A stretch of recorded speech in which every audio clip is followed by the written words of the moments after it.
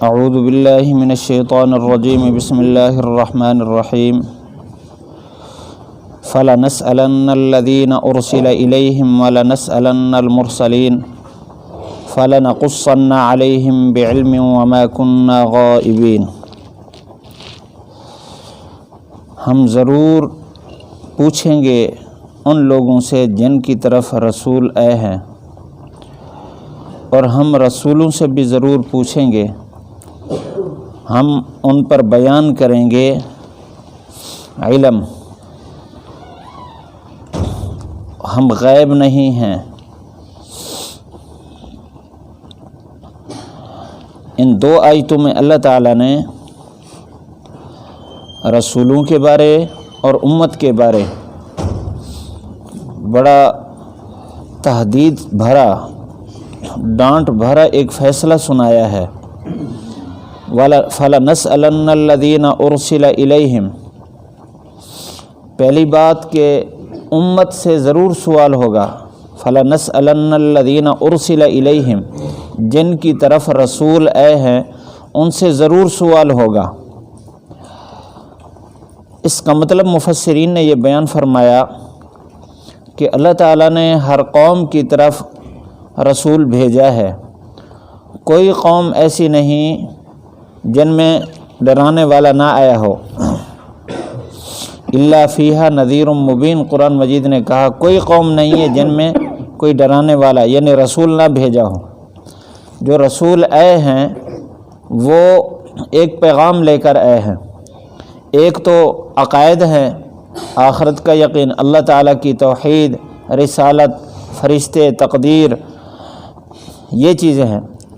دوسرے نمبر پر اعمال لے کر آئے ہیں اور امت کو اس کی رہنمائی فرمائی۔ تو قیامت کے دن امتیوں سے دو چیزوں کے بارے میں سوال ہوگا۔ سب سے پہلا سوال ان کے ایمان کے بارے میں ہوگا۔ جو ایمان نہیں لائے، گویا اس میں داخل ہی نہیں ہوئے، تو اس صورت میں تو ان کے لیے جہنم کا فیصلہ ہے۔ اور جو ایمان لے آئے ہیں، اب اس کے بعد کیونکہ انبیاء علیہ السلام نے پوری زندگی بتائی ہے کہ اس طرح گزارنی ہے، تو اس زندگی کے بارے میں سوال ہوگا کہ یہ زندگی آپ نے کیسے گزاری ہے۔ تو گویا ہمارے لیے اس میں یہ ہے کہ حضور صلی اللہ علیہ وسلم جو ہمیں زندگی کے بارے پیغام دے کر گئے ہیں، آپ نے یہ کام اس طرح کرنا ہے، اس طرح نہیں کرنا۔ تو اللہ تعالیٰ فرما رہے ہیں ہم ضرور سوال کریں گے کہ رسول کی طرف سے تمہارے پاس جو پیغام آیا تھا، تم نے اس کے مطابق زندگی گزاری ہے یا اس کے خلاف زندگی گزاری ہے۔ اور دوسرا فرمایا وَلَنَسْأَلَنَّ الْمُرْسَلِينَ، رسولوں سے بھی ہم ضرور سوال کریں گے۔ اب رسولوں سے جو سوال ہے یہ ان کے اعمال کے بارے میں نہیں ہے، بلکہ یہ رسالت کے بارے میں ان سے سوال ہوگا کہ آپ نے اپنی قوم کو میرا پیغام پہنچایا تھا یا نہیں۔ اگرچہ اللہ تعالیٰ جانتا ہے کہ رسولوں نے پیغام پہنچایا، لیکن قوم پر حجت قائم کرنے کے لیے اللہ تعالیٰ پوچھیں گے۔ حدیث شریف میں ہے اللہ تعالیٰ باقی انبیاء علیہ السلام سے جب سوال کریں گے تو ان کی قومیں انکار کر دیں گی کہ ہمارے پاس آپ کا کوئی رسول نہیں آیا یا رسول نے آپ کا پیغام ہمارے پاس نہیں پہنچایا۔ تو اللہ تعالیٰ رسول سے سوال کریں گے کیا آپ نے ان کو پیغام نہیں پہنچایا تھا؟ تو وہ کہیں گے کہ ہم نے تو پیغام پہنچا دیا، پورا پہنچا دیا۔ تو اللہ تعالیٰ فرمائیں گے کہ ایسی صورت میں گواہ پیش کرو، کیونکہ وہ تو منکر ہیں، جو انکار کرنے والا ہوتا ہے اس کے ذمہ گواہ نہیں ہے، دعویٰ کرنے والے کے ذمہ گواہ ہیں۔ آپ کا دعویٰ ہے کہ آپ نے پہنچا دیا تو آپ گواہ پیش کرو، تو وہ گواہی میں اس امت کو پیش کریں گے۔ تو وہ انکار کر دیں گے، جرا کریں گے کہ یہ تو اس وقت موجود ہی نہیں تھے۔ گواہ تو وہ ہوتے ہیں جو عینی شاہد ہوں، دیکھ رہے ہوں، یہ تو امت آئی بعد میں ہے، ان کو تو پتہ ہی نہیں ہے۔ تو اللہ تعالیٰ پھر امت سے پوچھیں گے ہاں بھائی آپ جو گواہی دے رہے ہو کہ نوح علیہ السلام نے، ابراہیم علیہ السلام نے یہ پیغام پہنچایا ہے، آپ کے پاس کیا دلیل ہے آپ جو گواہی دے رہے ہو؟ تو یہ امت کہے گی کہ ہمیں پیارے محبوب صلی اللہ علیہ وسلم نے خبر دی ہے، اور آپ صلی اللہ علیہ وسلم کی خبر ہمارے لیے اپنے آنکھوں سے دیکھے واقعے سے زیادہ یقینی بات ہے۔ اس وجہ سے جب اللہ کے نبی نے بتا دیا تو ہم گواہی دیتے ہیں، ہماری آنکھوں کے دیکھے واقعے سے زیادہ یقین ہے اس بات پر کہ رسولوں نے پیغام پہنچا دیا ہے۔ اور حضور صلی اللہ علیہ وسلم نے حجۃ الوداع کے موقع پر آپ نے امت کو گواہ بنایا تھا کہ کیا میں نے تمہیں پیغام پہنچا دیا؟ تو اس وقت صحابہ نے جو لفظ بولا کہ حل ادیت رسالتک، آپ نے اپنا پیغام پہنچا دیا اور آپ نے اس کا حق ادا کر دیا، یعنی پورا پیغام آپ نے پہنچایا، کوئی چیز باقی نہیں رکھی۔ امت کو اسی دنیا میں اللہ کے نبی صلی اللہ علیہ وسلم گواہ بنا گئے ہیں کہ آپ نے پیغام پہنچایا ہے۔ اور ابن عباس رضی اللہ تعالیٰ عنہ کی ایک روایت تفسیر روح المعانی میں ہے کہ یہاں جو فرمایا جا رہا ہے فَلَا نَسْأَلَنَّ الَّذِينَ أُرْسِلَ إِلَيْهِمْ وَلَا نَسْأَلَنَّ الْمُرْسَلِينَ، یہ 4 قسم کے سوال ہیں جو اللہ تعالیٰ ہر بندے سے کرنے والا ہے قیامت کے دن۔ سب سے پہلے سوال یہ ہوگا کہ اجعلک جسد فکیف افنیتا فکیف ابلیتا، میں نے تجھے پورا جسم دیا ہے، مجھے بتا تو نے کہاں اس کو استعمال کیا ہے، اس کے بارے میں سوال ہوگا۔ دوسرا کہ تیرے پاس علم پہنچا تھا رسالت کا، آپ صلی اللہ علیہ وسلم کا پیغام، تو نے علم کے مطابق کتنا عمل کیا ہے۔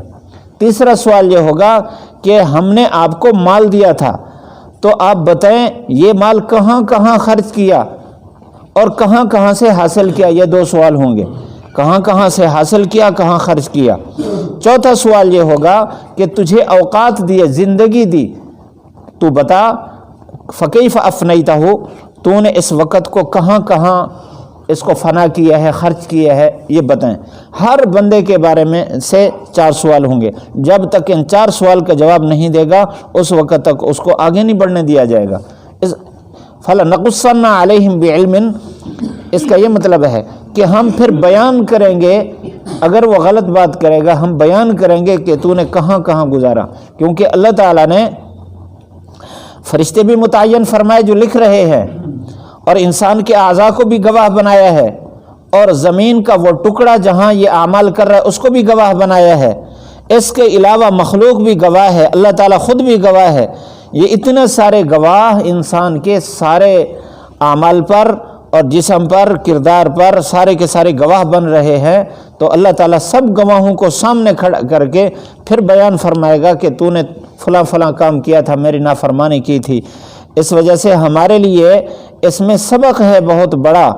ایک تو یہ کہ ہم اللہ تعالیٰ کا استحضار کر کے زندگی گزاریں۔ وما کننا غائبین، فرمایا کہ ہم غیب نہیں ہیں، ہم تمہیں دیکھ رہے ہیں، ہم پوشیدہ نہیں ہیں۔ تو اس وجہ سے ہر کام اللہ تعالیٰ کو حاضر سمجھ کر کرنا چاہیے کہ مجھے میرا رب دیکھ رہا ہے۔ اگر انسان ہر نفس یہی تصور کر لے کہ میرا رب مجھے دیکھ رہا ہے تو اس سے گناہ کے سرزد ہونے کی جرت یہ بہت دور کی بات ہے۔ اس کو ہمت نہیں ہوگی کہ میرا رب دیکھ رہا ہے جو مجھے پکڑنے پر قوت رکھتا ہے۔ اس وجہ سے جو اولیاء اکرام ہیں، بزرگان دین ہیں، یہ مستقل اس کا مراقبہ کراتے ہیں کہ آپ یہاں بیٹھ کر تصور کرو کہ میرا رب مجھے دیکھ رہا ہے، میری آنکھ کی خیانت کو بھی دیکھ رہا ہے۔ حل یرانی، کیا میرا رب مجھے دیکھ رہا ہے؟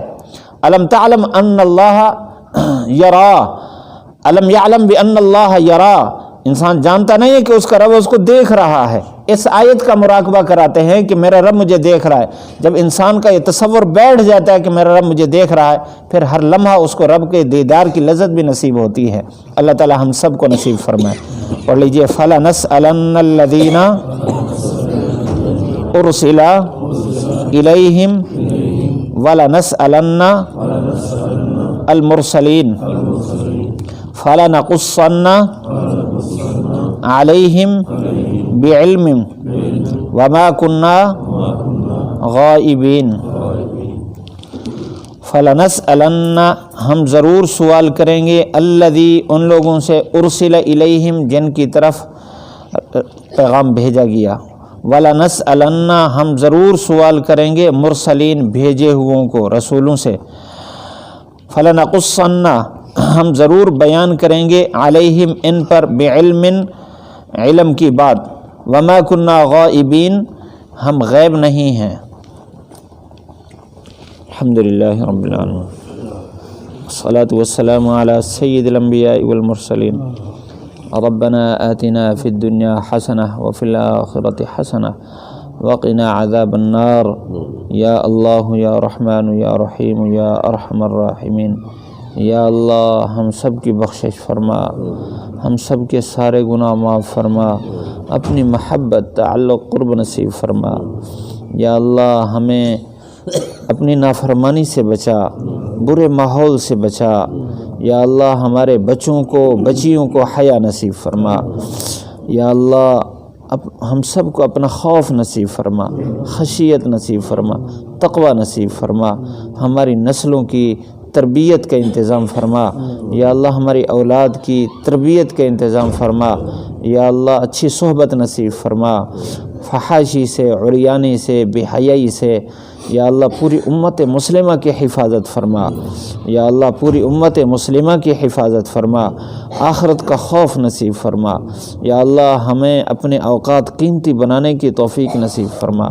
یا اللہ اپنے جسم کو صحیح طور پر استعمال کرنے کی توفیق نصیب فرما، علم کے مطابق عمل کی توفیق نصیب فرما۔ جو کچھ تو نے نعمتیں دی ہیں صحیح راستے پر، یا اللہ حلال راستے پر خرچ کرنے کی توفیق نصیب فرما۔ یا اللہ ہمیں اپنی ناراضگی والے کاموں سے بچا، ناراضگی والے کاموں سے بچا۔ اب تک یا اللہ امت مسلمہ سے جتنی گناہ سرزد ہوئے، جتنی فحاشیاں اور عریانیاں عام ہوئیں، یا اللہ فکر نصیب فرما، توبہ کی توفیق نصیب فرما، صحیح راستہ نصیب فرما۔ یا اللہ عافیت نصیب فرما۔